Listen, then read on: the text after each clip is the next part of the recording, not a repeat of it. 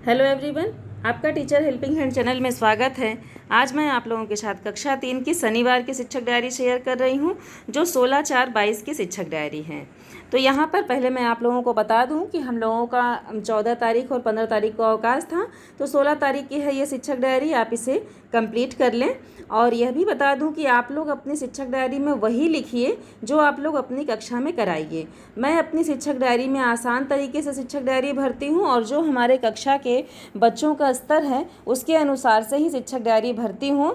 आप लोग इसी जैसा मैं डायरी में लिखती हूँ भरती हूँ वैसे ही आप शिक्षक डायरी भर लें और उसी के अनुसार से अपने बच्चों को कार्य कराइए, तो आप लोगों को कोई परेशानी नहीं होगी। तो यहाँ पर देखिए मैंने लिखा है रीडिंग कैंपेन। रीडिंग कैंपेन के अंतर्गत शनिवार का हमारा कंटेंट है हमारा पुस्तकालय, और सहज भाग 1 है हमारा। पंखुड़ी पर है पाठ 2, जिसका लर्निंग आउटकम है कि पाठ के प्रश्नोत्तर लिखवाए जाएंगे।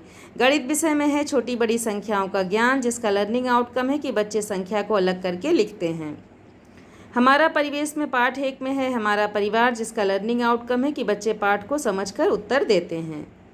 यहाँ जब आप लर्निंग आउटकम लिखेंगे पंखुड़ी में, तो यहाँ आप लिख सकते हैं कि पाठ के प्रश्नोत्तर बच्चे बता लेते हैं।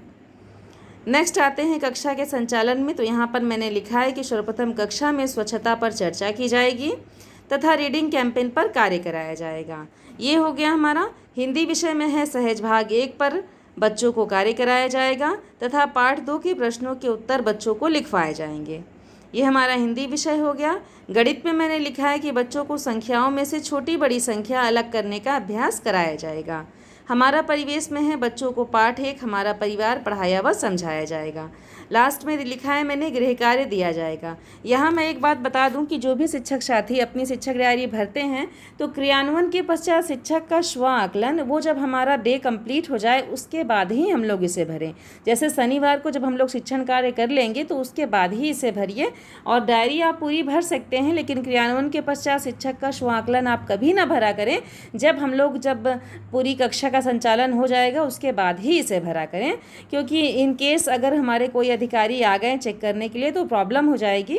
इसलिए इसे मैंने यहाँ खाली छोड़ा है। शनिवार का दिन जब हमारा कंप्लीट हो जाएगा तो इवनिंग टाइम में या हम लोग दोपहर को जब हमारा विद्यालय ओवर हो जाएगा उसके बाद हम इसे भर लेंगे।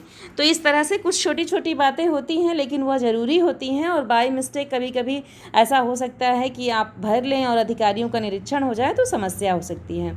तो मैं आप लोगों से इसीलिए सब कुछ डिटेल में बताती हूँ ताकि कहीं कोई प्रॉब्लम ना हो। अगर फिर भी कोई कन्फ्यूज़न आप लोगों के मन में किसी भी चीज़ के लिए रहता है, किसी भी आदेश के लिए या कोई भी विभाग से संबंधी कोई डॉक्यूमेंट्स बनाना है या फिर कोई रजिस्टर के बारे में आप लोगों को कन्फ्यूज़न हो, तो उसके लिए भी आप कमेंट सेक्शन में लिखिएगा, तो मैं वह रजिस्टर आप लोगों के साथ शेयर कर दूँगी। अगर कहीं भी आप लोगों को कन्फ्यूज़न होता है तो आप लोग कमेंट सेक्शन में लिखें। Thank you.